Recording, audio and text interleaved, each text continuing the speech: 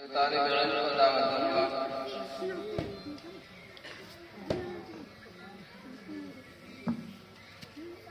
محمد ماجد اتاوڑی وہ آئے اور اپنی واضح تقریر پیش کرے۔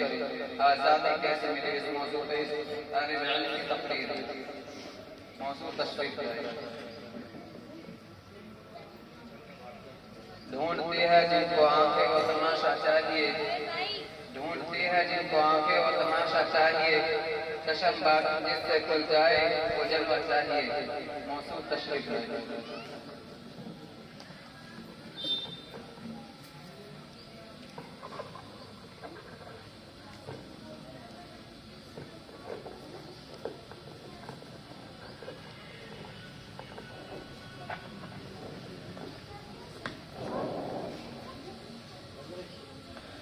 السلام علیکم ورحمۃ اللہ وبرکاتہ۔ الحمدللہ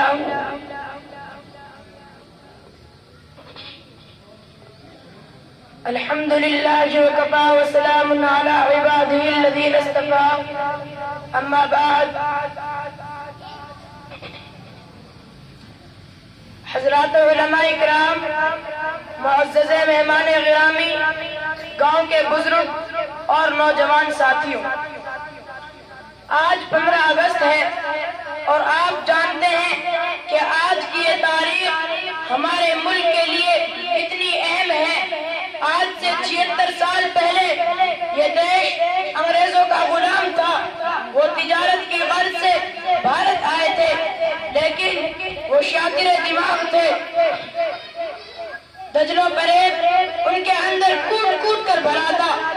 اپنی شاطرانہ چال اور منافقانہ پالیسی کی وجہ سے یہاں کی حکومت کے قریب ہوتے گئے، یہاں تک کہ بھارتی سیاست میں داخل ہو گئے۔ ایسٹ انڈیا کمپنی کے ارادے بڑے خطرناک تھے۔ وہ ملک کی دولت کو للچائی نگاہ سے دیکھتے تھے۔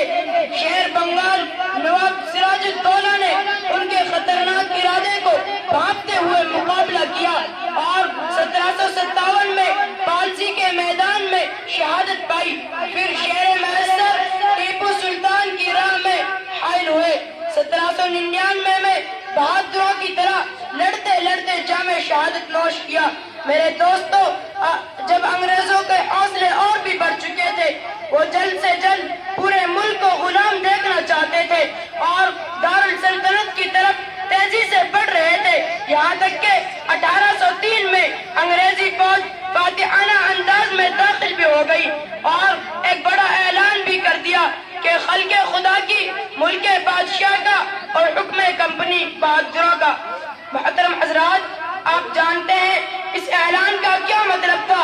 اس کا مطلب صاف تھا، ملک اب غلام بن چکا ہے۔ ملک سے اب اسلامی تہذیب و تمدن کا خاتمہ ہو جائے گا، کسی کی مذہبی آزادی محفوظ نہ ہوگی، ظلم و ستم کی آندیاں چلنے والی ہیں۔ ڈر سے لوگ سمے ہوئے تھے۔ اس اعلان کی مخالفت کا مطلب بغاوت تھا، جس کی سزا صرف موت ہے۔ ایسے بھیانک حالات میں انجام سے بے پرواہ ہو کر ایک مرد مجاہد کھڑا ہوتا ہے، ایک بوریا نشین محدث اٹھتا ہے اور ایک فتوی جاری کرتا ہے کہ ہندوستان دارالحرب ہے۔ جانتے ہو وہ کون تھا؟ شاہ عبدالعزیز محدث دہلوی رحمت اللہ علیہ تھے، جو شاہ ولی اللہ محدث دہلوی رحمت اللہ علیہ کے صاحبزادے تھے۔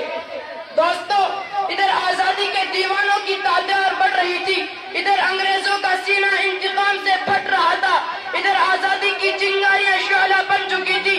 ہر کوئی سر سے کفن باندھ کر ظلم و بربریت اور غلامی کے خلاف اٹھ کھڑا ہوا، گویا یوں کہنے لگے، سرفروشی کی تمنا اب ہمارے دل میں ہے، سرفروشی کی تمنا اب ہمارے دل میں ہے، دیکھنا ہے زور کتنا بازو قاتل میں ہے۔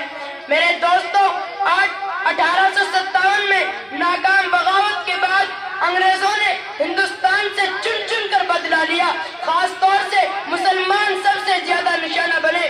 لیکن مجاہدین آزادی ڈرنے والے نہیں تھے، تھکنے والے نہیں تھے، رکھنے والے نہیں تھے۔ ان کا بس ایک ہی نعرہ تھا، آزادی آزادی اور صرف آزادی۔ آزادی کے دیوانے اور متوالے تختہ دار پر بھی مسکراتے رہتے۔ قید و بند کی صعوبتیں ان کی ہمتوں کو توڑ نہ سکی۔ گولیاں اور توپ کے دہانے ان کے عزائم کو کمزور نہ کر سکے۔ بالآخر ہندو مسلمان اتحاد نے اور آزادی کے مخلص رہنماؤں کی جد و جہد نے ایک سپر پاور طاقت کو دیش چھوڑنے پر مجبور کر دیا، اور یہ دیش 15 اگست 1947 کو آزاد ہو گیا۔ میرے دوستو، آج خوشی کا موقع ہے، آج یوم آزادی منا رہے ہیں، ہم کھلی فضا میں سانس لے رہے ہیں، ہم آزادی کے نام جشن منا رہے ہیں اور ان بزرگوں کی قربانیوں کو یاد کر رہے ہیں جنہوں نے اس ملک کے لیے اپنے تن من دھن کو قربان کیا۔ میں کہنا چاہتا ہوں کہ سب کی طرح مسلم علماء اور عوام کی قربانیاں نظر انداز نہیں کی جا سکتی، بلکہ شروع میں تو انگریزوں سے ٹکر لینے والے صرف مسلمان تھے۔ اگر ہندوستان سے مسلمانوں کی قربانیوں اور ان کے کردار کو نکال دیا جائے تو خدا کی قسم یہ ملک کی تاریخ ادھوری ہے۔ آئیے، جس طرح ہم پہلے ایک ساتھ ملے تھے تو دیش کو آزادی ملی، پھر ایک ساتھ چلے اور ملے تاکہ نفرت و تعصب کو شکست ہو۔ میں چند اشعار کے ساتھ اپنی تقریر کو ختم کرنا چاہتا ہوں۔ فرقہ پرستی ملک کے لیے زہریلا حل ہے، فرقہ پرستی ملک کے لیے زہریلا حل ہے، ہمیں ہوشیار رہنے کی ضرورت ہے۔ لا کے تلوار